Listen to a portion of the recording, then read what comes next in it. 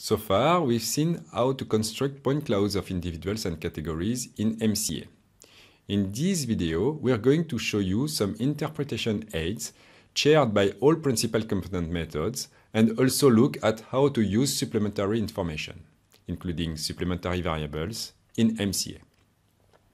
The inertia of a dimension in MCA is special because it's equal to the mean of the squares of the correlation ratios between the dimension and the variables.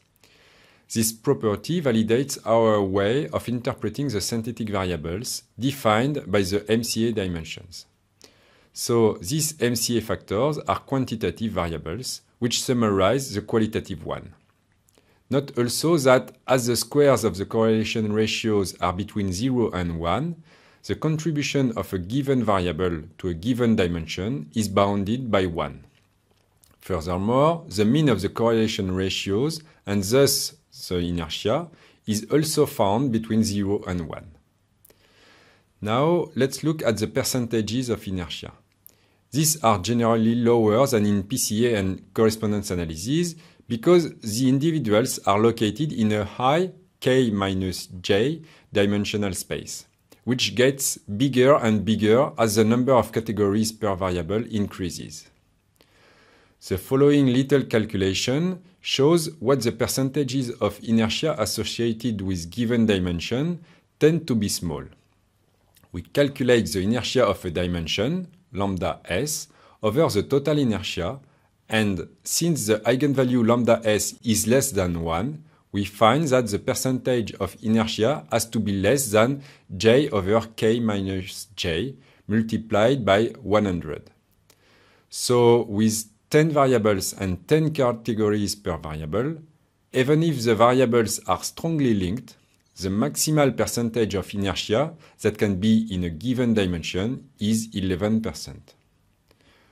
Another quick calculation shows that the mean inertia equals 1 over the number of variables. This value can help us decide how many dimensions to interpret in MCA. Indeed, we can forget about interpreting dimensions with inertia less than 1 over j. Interpretation aids like contribution and quality of representation can be calculated as for other principal component methods like PCA and correspondence analysis. However, the projection quality tends to be weak on each dimension, which is normal because there are many dimensions.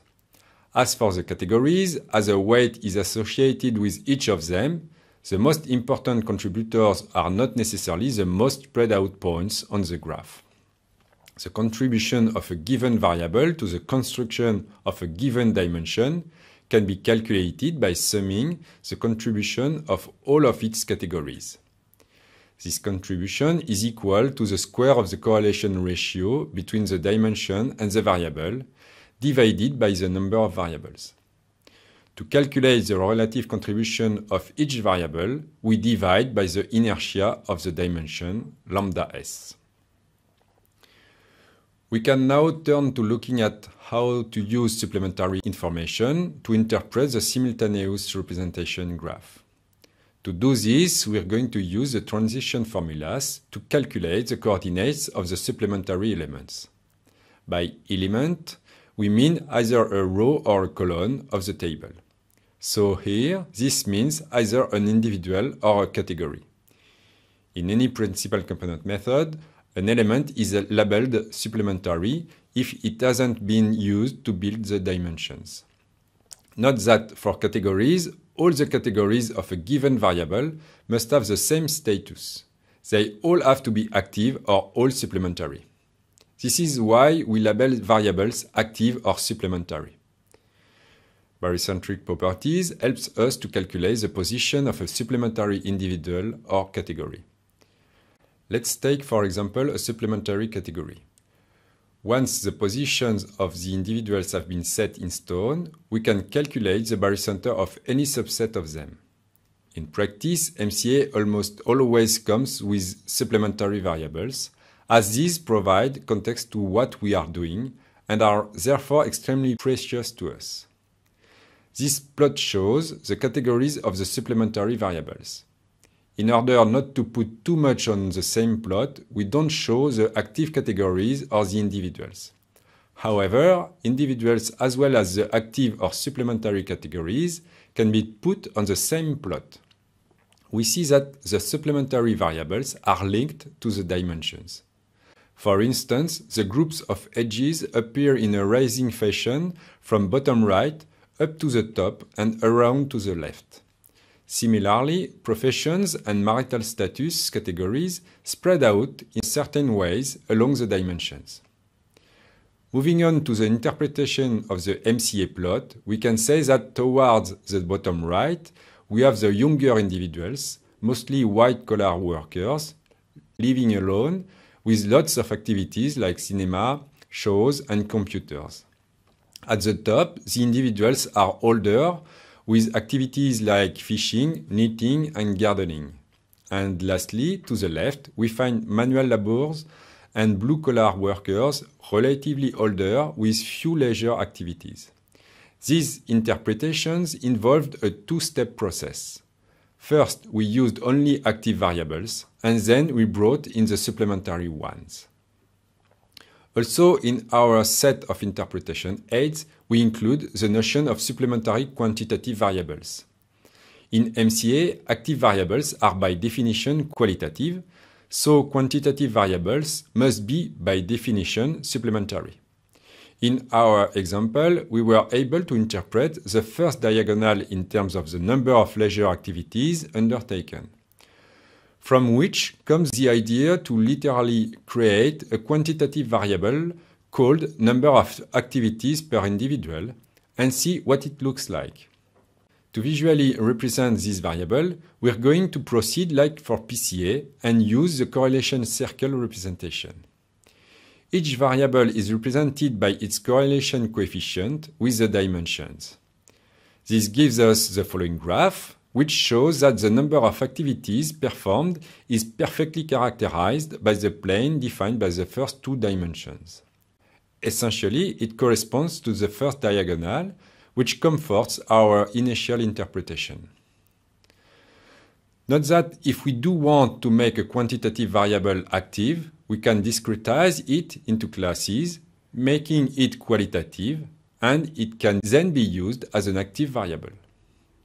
Like in PCA, we can characterize the dimensions in MCA using active or supplementary variables and quantitative or qualitative ones. For quantitative variables, we can calculate the correlation coefficient between each of them and a given dimension, and then sort them by importance. Here, we see that the variable number of activities is strongly related to the first dimension. For qualitative variables, we can construct an analysis of variance model for each variable and then describe the coordinates in a given dimension in terms of the given variable. We can also do an F-test to have a look at the overall link between the variable and that dimension and do a student t-test to see which categories have specific coordinates in each dimension. Here, all of the p-values are extremely small as there are a lot of individuals in this dataset. There is another way to present the data when we have a set of qualitative variables, which is called a BERT table. This table sets up the whole set of variables against themselves. In the table we show here, each block is a contingency table between two variables. The rows and columns of each contingency table are the categories. This means that a BERT table puts up the categories of all variables against themselves. The BERT table summarizes all of the pairwise relationship between variables.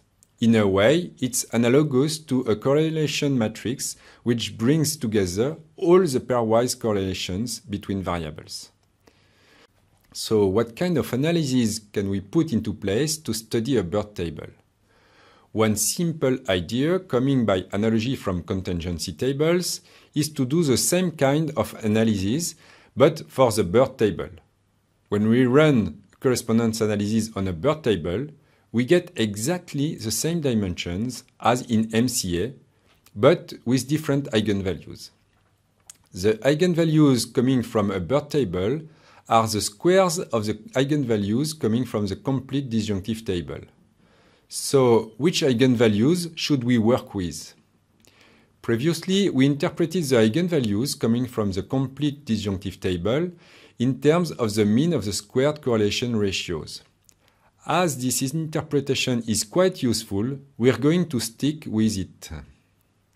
Lastly, this analogy teaches us something, that in the end, MCA really only depends on the pairwise links between variables. Therefore, it's again analogous with PCA, which only depends on the correlation matrix.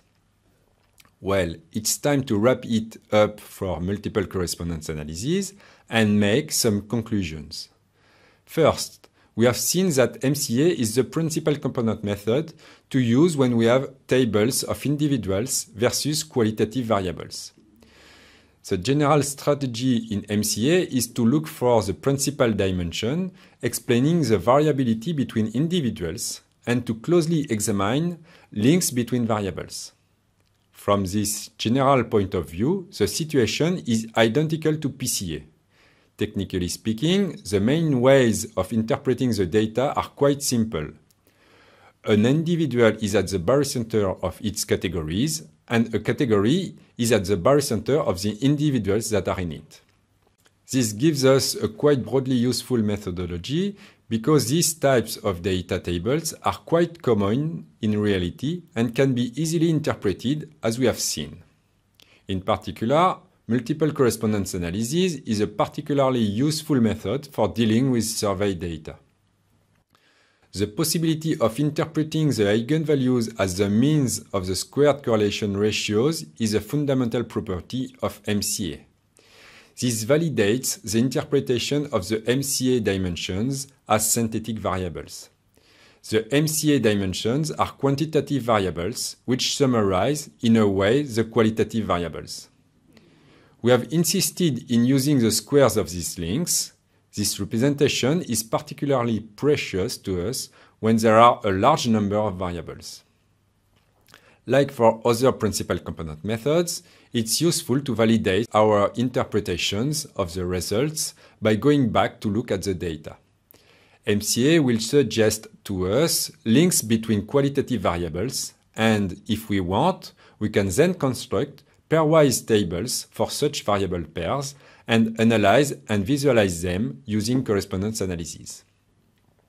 Also, the kind of convergence we see between the analysis of the complete disjunctive table and the analysis of a bird table is an argument in favor of the general methods we have presented. It's always interesting to see when different points of view lead to the same result. Lastly, MCA allows us to pass from a table of qualitative variables to a table of dimensions, that is, quantitative variables. It's therefore possible to see the method as a preprocessing step for qualitative data in order to pass it to a clustering algorithm, for example. To finish, here are a few references related to what we have seen in the MCA videos. You have now completed all of the course videos for MCA, so if you are ready to go on, you can now have a look at the video showing how to run MCA in practice using Factominer. Good luck!